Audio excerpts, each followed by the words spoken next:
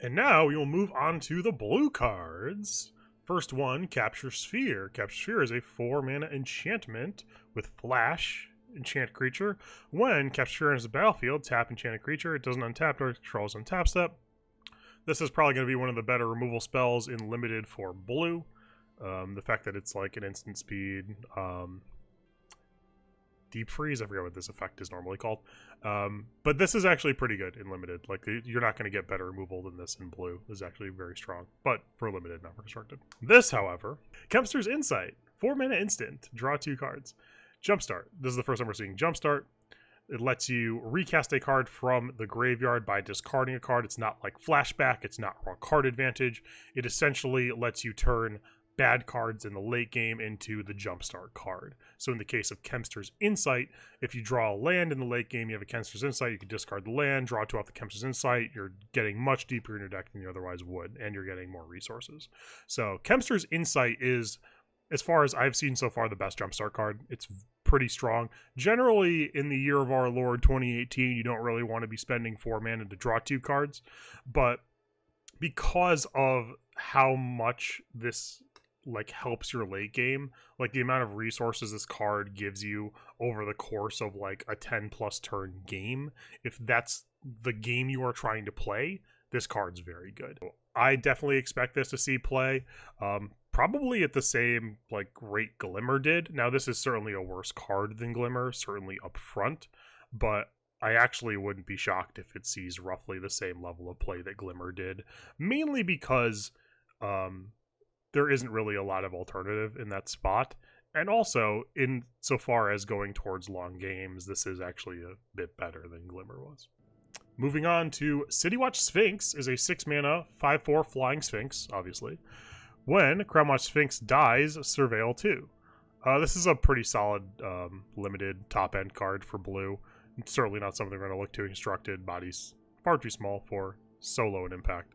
But it does give us our first look at the Dimir mechanic in Surveil, which is essentially Scry, but instead of the cards going to the bottom of the deck, they go to the graveyard, which enables a lot of the graveyard synergies present in this set. There's a bunch of stuff in Golgari. We just saw Jumpstart is something that you get some value for putting in your graveyard. So there's a lot of Surveil cards we're going to get to, and they kind of go across a lot of archetypes. It's going to be a really important part of this new format. Dazzling Lights. 1-mana instant. Target creature gets -3/-0 until end of turn. Surveil 2. This is similar to the 3-mana draw card version of this in Dominaria. I forget the name of it. But this is another limited thing. Surveil 2 is certainly worse than draw card. And -3/-0 generally isn't going to get you to trade with too much or trade up on anything. So pretty medium to bad limited card. Devious Cover Up is a 4-mana instant counter target spell. If that spell is countered this way, exile it instead of putting it into its owner's graveyard. You may shuffle up to 4 target cards from your graveyard into your library. This is for limited. It's a really expensive dissolve. So there's much better options in constructed, certainly a lot better stuff to be doing at 4 mana. But certainly a card that probably wouldn't hate to play limited.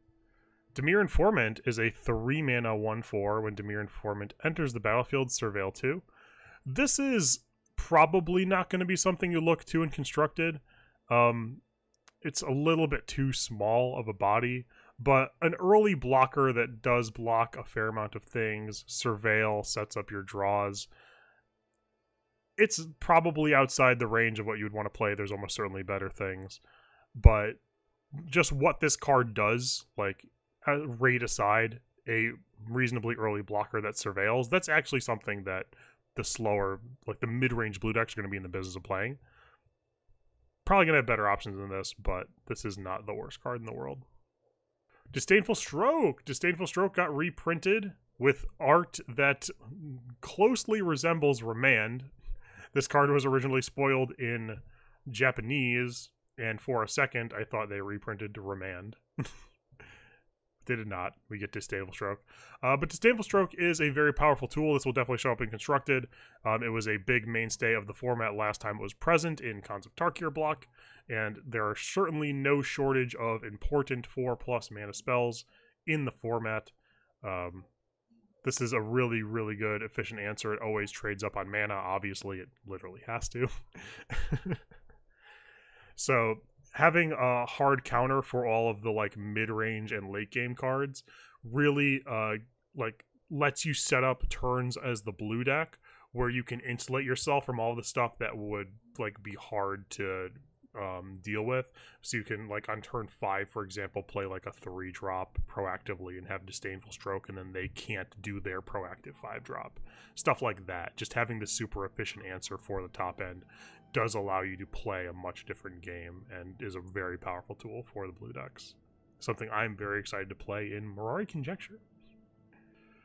Dream Eater. This is one of the blue mythics. Is a 6-mana 4/3 Nightmare Sphinx with Flash and Flying. When Dream Eater enters the battlefield, you may Surveil 4. When you do, you may return target non-land permanent an opponent controls to its owner's hand. So this is kind of our Torrential Gearhulk facsimile, certainly not as powerful as Gearhulk, but filling a quasi-similar role. The main question with this card is, what does a 4/3 trade with? If the 4/3 body actually can trade with other 4, 5, and 6 mana cards, then this card is pretty good. Based upon what I've seen so far, that's not going to be the case. So I think that generally the fact that you're playing a 6 mana like instant speed mana war is not really going to be what you're looking for in a lot of decks. So for example, in a dedicated control deck, you kind of just don't want to be playing creatures full stop because it just turns on removal, and any creature you would play needs to be able to win the game. This does none of those things, so I don't think it gets played in that. And in a mid-range deck, this is a bit more applicable because you would presumably already have creatures in play. You can bounce a blocker, get a good attack in, get some value. So in that shell, I think it would be a little bit better. But even in that shell, 6 mana is $1 million. We even saw people towards the end of the last format having to shave down on Gearhulks, which is a much better card than this because 6 mana is $1 million. So this card will likely show up in like drips and drabs here and there, but it seems a little bit too expensive for what it is bringing to the table, in my opinion, and is not a card I would personally be interested in playing in any of the archetypes that I believe will be present in the new format. Drown Secrets is a 2-mana enchantment. Whenever you cast a blue spell, target player puts the top 2 cards of their library into their graveyard. So this card can be used one of 2 ways. You could either try and mill your opponent all the way, or you can use it to mill yourself, gaining access to the various graveyard synergies that are present in the format. You, like people who follow the stream, know that I am not the biggest fan in the world of mill. Mill is traditionally a pretty bad archetype, competitively at least. If you enjoy it, that's a different thing. Go for it. And this is certainly going to be one of the better enablers. We also have Fraying Sanity is not rotating. So there is like some stuff for a mill deck if you are in the business of doing that. You're certainly very vulnerable to the myriad enchantment removal that we will get to moving forward. And even as a card that is milling yourself, I think that this is going to be a little bit too slow. So think about it. You play this on turn 2, doesn't do anything. You play like some blue spell, you mill 2. You play another blue spell, you mill 4. You've paid 2 mana and a card to mill the top 4 cards of your deck. Like, I think that the amount of blue cards you have to play for this to be good is too many. Especially like when you draw this late, it's just a stone blank, even in like a dedicated mill strategy or look however you're using this. So my inclination, this is not a particularly competitive card, but if you are in the business of milling people, you're probably going to play this card, and yeah, that's your jam. Do your thing. Enhanced Surveillance. This is another 2-mana do-nothing enchantment. You may look at an additional 2 cards each time you surveil. Exile Enhanced Surveillance, shuffle your graveyard into your library. This is a bit more of an interesting one because, while this is another 2-mana do-nothing enchantment, it doesn't immediately impact the board, doesn't do anything by itself, doesn't trade with any cards. Surveilling an additional 2 cards every time you surveil is a lot. I don't know if it's enough to justify playing a card that does nothing, but that's a lot. Like, if that effect was on a creature, that would be bonkers. So there is fair upside on this. It's only 2 mana. It's possible shuffling your graveyard back in your library, given how much you're surveilling lets you kind of like recklessly surveil. You don't really care about milling yourself, so you get to see a pretty high percentage of your deck. I guess I wouldn't be shocked to see this. It seems below average to me, again, because it's a card that doesn't trade with anything. You generally want your cards to at least be able to trade with an opposing card unless they're enabling some powerful stuff. And maybe this is enabling powerful enough stuff. I'm skeptical, but I will reserve judgment because Surveil 2 additional is a lot. Guild Summit. Guild Summit is one of the first cares about gates cards. Gates are the come into play tap lands for each guild, the guild gates. Guild Summit is a 3-mana enchantment. When Guild Summit enters the battlefield, you may tap any number of untapped gates you control, draw a card for each gate tapped that way, and whenever a gate enters the battlefield under your control, you can draw a card. So if you are playing a gate-centric deck, this is certainly going to be one of the more powerful cards in it. It does let you draw a bunch of cards both when you play it and moving forward. That's pretty strong. The rate isn't great. For example, if you have 6 mana in play, 3 of which are gates, you play this, tap the 3 gates, you've paid 6 mana to draw 3. To get this enchantment in play, which can then draw cards off gates moving forward, that's not the worst. It's, again, like, for competitive level constructed, probably not going to be what you're looking for, but we have seen, like, the weird gate decks be like tier 2.5, tier 3 options. If you really do enjoy that archetype, there are certainly a fair number of pretty solid enablers for it, as we'll get to down the line. So if you're playing the gate deck, you're probably playing this card. Whether or not the gate deck is good, that's a different question. Leapfrog. Leapfrog is a 3-mana 3/1 frog. Leapfrog has flying as long as you've cast an instant or sorcery spell this turn. This is a card I want to play in Limited. It is not a good card in Constructed, but he is a good frog. He just wants to fly. Look at him. He's like, you know what? I can fly. I'm not like the other frogs. I have wings. Love this card. Not for competitive, though. Maximize Altitude is a 1-mana sorcery. Target creature gets +1/+1 and gains flying until end of turn. Jumpstart. This is actually a little bit of a better card than it looks if there were more prowess creatures. Like, if there was a prowess deck, this would actually be a reasonably good option because it's a cheap card that gives evasion, that pumps things, you get to force through a lot of damage, and then you can jumpstart it so you, like, insulate yourself from flood, you make sure you always have enough spell density to keep prowessing your dudes. I think that we don't really have any more prowess guys, because prowess was one of the mechanics for Amonkhet that is rotating. So I don't think we'll have an archetype similar to that, but if we do, this is actually not the worst card in the world. Very narrow, but playable in specific archetypes. Mission Briefing. This is a notable one. Is a 2-mana instant. Surveil 2. Then choose an instant or sorcery card in your graveyard. You may cast that card this turn. If that card be put in a graveyard from anywhere this turn, exile instead. So this is the spell version of Snapcaster Mage. Snapcaster Mage, obviously, all format, all-star, one of the most powerful cards ever printed. Big, big deal. This card, just off the bat, not anywhere near as powerful as Snapcaster Mage. Snapcaster Mage is a 2-for-1. The 2/1 body matters. It can clock planeswalkers. It can trade with things. It can kill your opponent. It can pressure to burn, finish them off. The 2/1 body on Snapcaster Mage is orders of magnitude better than Surveil 2.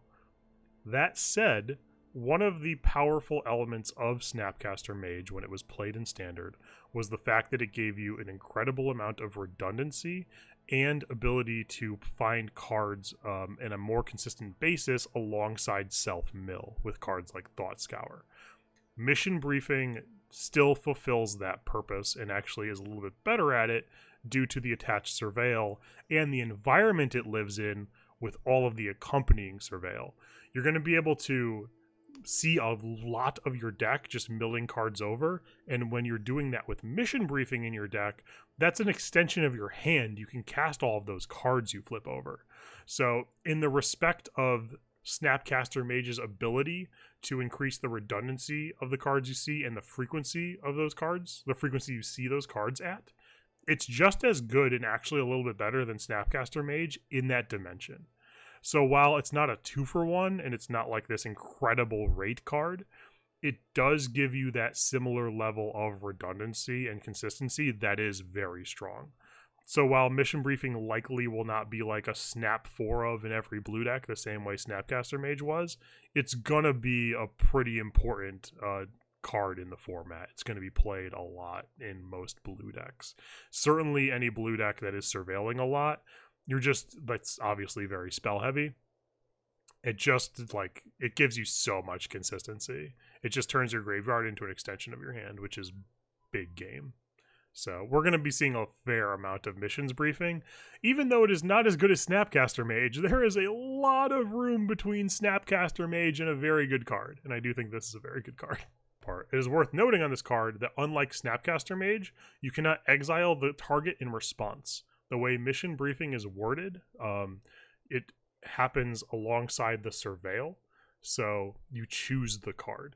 Because they want you to be able to Surveil, mill a thing, hit the thing. So because of that templating, there is no window for your opponent to exile the specific card that you want.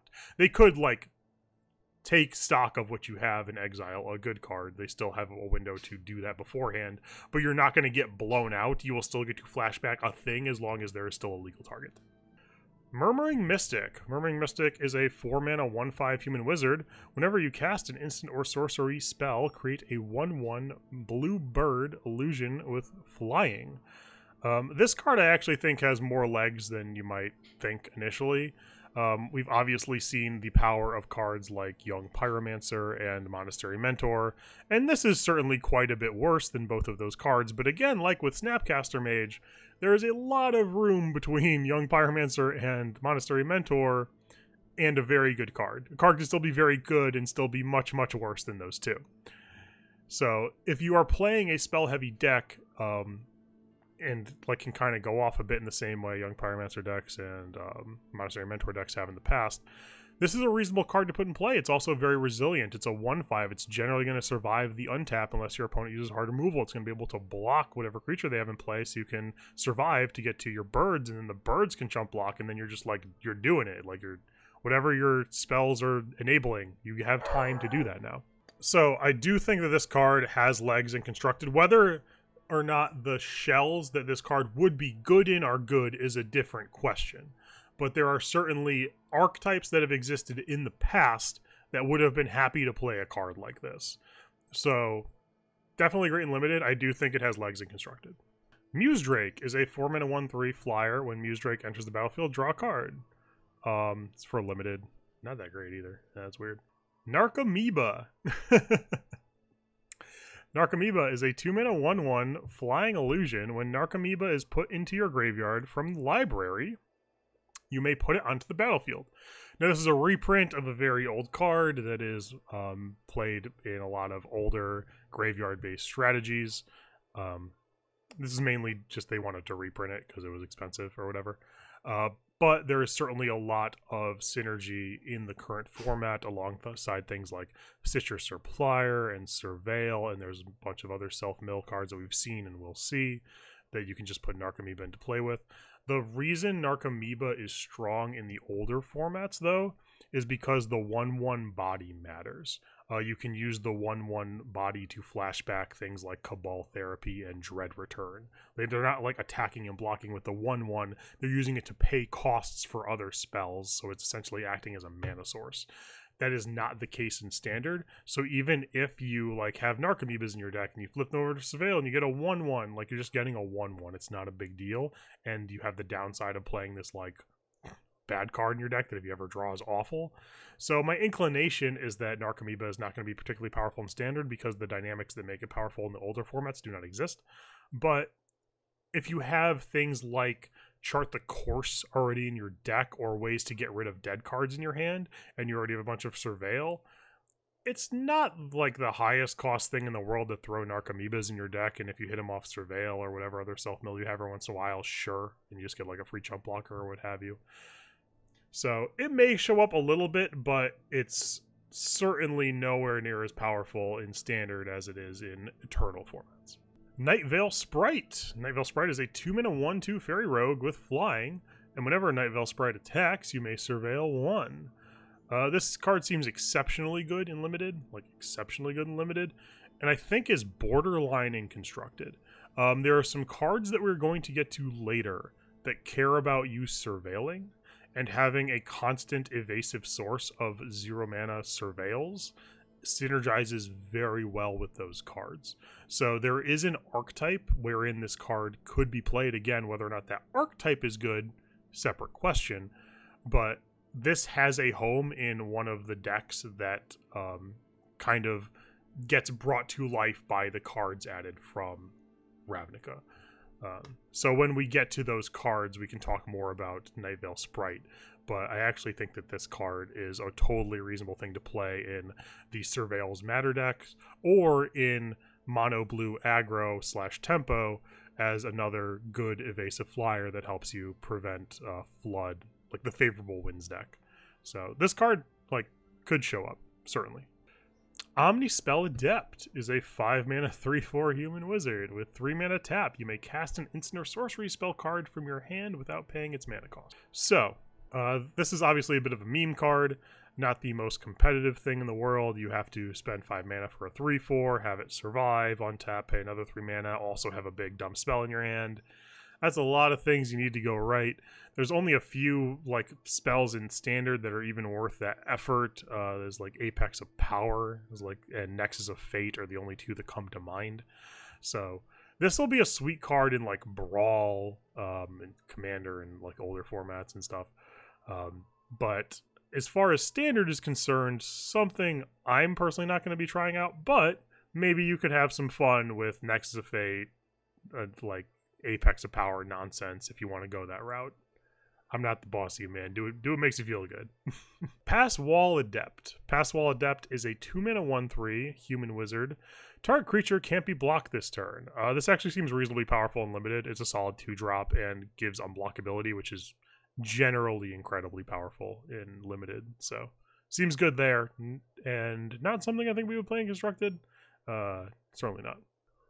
Quasi Duplicate. Quasi Duplicate is a 3-mana sorcery. Create a token that's a copy of target creature you control with Jumpstart. So this is like a spell mirror image that you could Jumpstart. There would have to be some very specific interactions going on to make this card good. You would need to have something that you really want to replicate and have that thing be fairly resilient to removal, because this is not like other clone effects, where other clone effects come in and check on entry. So as long as there are multiple creatures in play, if your opponent kills one, you still get to copy something. In the case of this, if you have a creature and you quasi-duplicate it and your opponent kills the creature, you lose both cards, which is pretty savage blowout. So that's a big strike against quasi-duplicate. My inclination is that this card is not particularly good, but this is also the kind of card that can kind of enable various combos or synergies. So I haven't seen anything personally that strikes me as incredibly appealing to pair with Quasi-Duplicate yet, but it is possible I have missed something, and if this seems like a sweet thing that you like doing, go for it. Try and find the card that's good to Quasi-Duplicate, why you're Quasi-Duplicating it, etc., how those scale. So go for it. I personally don't see it. Radical Idea. Radical Idea is a 2-mana instant that says draw a card with Jumpstart. This is the Jumpstart callback to Think Twice. Quite a bit worse than Think Twice. But a reasonable limited card, and it's not inconceivable that this sees play in Constructed. It's a 2-mana cantrip, which is below rate. Like, you kind of want things just like singular things that only see 1 card to cost 1 mana. Generally, you want to see more cards for more mana. But the fact that this increases your spell density by a lot helps prevent flood because you can loot away like excess lands in the late game. My inclination is that it's too expensive, generally too low power level, but paired alongside cards like Goblin Electromancer certainly becomes a better rate, and then you have the spell density, you can start chaining stuff off. It's a cheap cantrip, so alongside certain things it's always going to have some applications. So I wouldn't be shocked to see it played in a standard deck that functions similarly to some kind of storm deck. But outside of that, I'm not sure this is what you're looking for. Selective Snare. Selective Snare is a 1 blue X sorcery. Return X target creatures of the creature type of your choice to their owner's hand. This is an interesting card. So it actually has the ability to bounce back a lot of things if they all share a creature type. So if tribal things matter more, like if some deck has like a tribal theme, this could be a solid option against them. Specifically tokens is the main thing that comes to mind. If there are token decks that are prevalent, most of the tokens are soldiers or angels. So in that case, you just kind of get to upheaval all their tokens, and because they're tokens, they don't go to the hand, they just straight up die. So maybe this becomes a sideboard option against those strategies. But outside of that, I think that you want your bounce effects to be a little bit more mana efficient.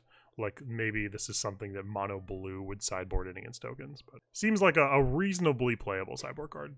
Sinister Sabotage is the cancel with upside of the set. Is 3 mana instant counter target spell, Surveil 1. So every set has the counter spell with upside. We actually have a couple in this set, but this is going to be played in the like dedicated control decks because it's like what they have access to. There's actually contention between this and another card we'll get to later. Both are fairly close. You're gonna have to decide whether you want the consistency from Surveil or the damage from Ionize. So that's a decision people will be faced with. But this is obviously constructed power level card. It's going to be played in the dedicated control decks, or a card very similar to it that we'll get to later is going to be played in its place depending upon what you're looking for. Look forward to getting stuff countered. Thoughtbound Phantasm. Thoughtbound Phantasm is a 1 mana 2/2 spirit with defender. Whenever you surveil, put a 1/1 counter on Thoughtbound Phantasm. As long as Thoughtbound Phantasm has 3 or more counters on it, it can attack as though it did not have defender. So this is the card I was talking about with the Fairy Rogue that surveils whenever it attacks. If you play Thoughtbound Phantasm on 1 and then the Fairy Rogue on 2, and then you attack with the Fairy Rogue and it keeps pumping that, then you're doing it. There's also another card in Dimir that functions similarly to this that's a flyer with Menace. So when you pair those 2 cards alongside the Fairy, then you're like, your Fairy has just like antheming your team every turn, and that's very strong, in addition to just preventing you from flooding out. So Thoughtbound Phantasm certainly seems like a card that has legs and constructed in a more aggressively oriented Surveil deck, and there certainly appear to be the tools to help it out in that regard. We'll certainly get to a lot of the other Dimir cards that surveil on entry. There's a lot of Dimir creatures that can surveil for 0 mana. So I certainly expect this card to see play if that mid-range cares about surveil aggressively slanted deck is good. Whether or not it is, we will see. Although if it is good, this is likely going to be one of the reasons why. Unexplained Disappearance is a 2-mana instant, return target creature to its owner's hand, surveil 1. This is like a really bad unsummon that I'm not sure I would even want to play in limited. Vidalcan Mesmerist is a 2-mana 2/1. Whenever Vidalcan Mesmerist attacks, target creature and opponent controls get -2/-0 until end of turn. This is like an okay limited card. It's just plausible 2-drop that helps you get more profitable attacks.